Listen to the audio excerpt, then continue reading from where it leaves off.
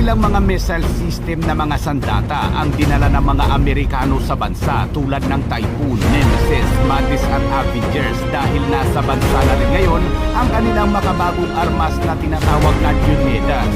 Dahil sa deployment dito sa bansa at upang magkaroon din ng kaalaman ng mga sundalo Pilipino, lumahok ang mga tauhan mula sa 960 Air and Missile Defense Group ng Philippine Air Force sa isang subject matter expert exchange kasama ang multi-domain task force ng US Army na tumututok sa UNEDAS High Power Microwave System na isang anti-drone weapon system sa San Antonio, Zambales. Sa isang mundo kung saan binago ng mga unmanned aerial system ang modernong digmaan, ang US Army ay gumawa ng isang makabuluhang hakbang upang labanan ang umuusbong na bangka sa pamamagitan ng pag-deploy ng cutting-edge UNEDAS High Power Microwave Anti-Drone System sa Pilipinas na nagbibigay ng mahalagang pagkakataon para sa mga tauhan ng Philippine Air Force na makakuha mismo ng kaalaman sa kakayahan ng sistema.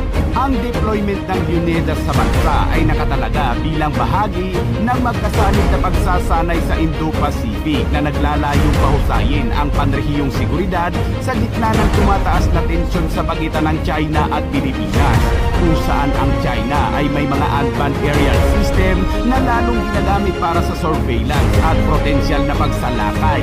Ang desisyon na dalhin ang UNEDAS sa Pilipinas ay sumasalamin sa hindi lamang isang teknolohikal na paglukso, kundi pati na rin sa isang estratehikong pagsisikap na palakasin ang deterrence ng isang rehiyong kritikal sa pandaigdigang kalakalan at katatagan.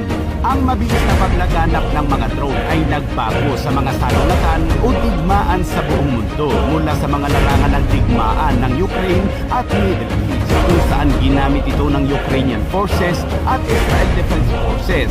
Ginamit din ito ng mga teroristang grupo tulad ng Hamas at Hezbollah. Binabagsak din noon ng HTS ang rehimeng Assad gamit ang mga drone.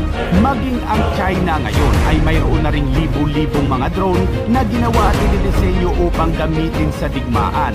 Ang drone kasi ay mas mura, mas malawak na magamit at may kakayahang magsagawa ng mga komplikadong misyon. Ang mga drone ay nagbibigay ng kapangyarihan sa mga estado sa mga paraang hindi pa naiisip noon. Kaya't bilang tugon, ang Amerika ay bumuo ng mga pangontra at ito ang high power microwave system na UNEDAS bilang isang game changer. Hindi ito tulad ng tradisyonal na kinetic defense na umaasa sa mga missiles o baril. Dahil gumagamit si UNEDAS ng electromagnetic energy para i-disable ang mga drones sa pamamagitan ng pagsira ng kanilang mga electronics na nag-aalala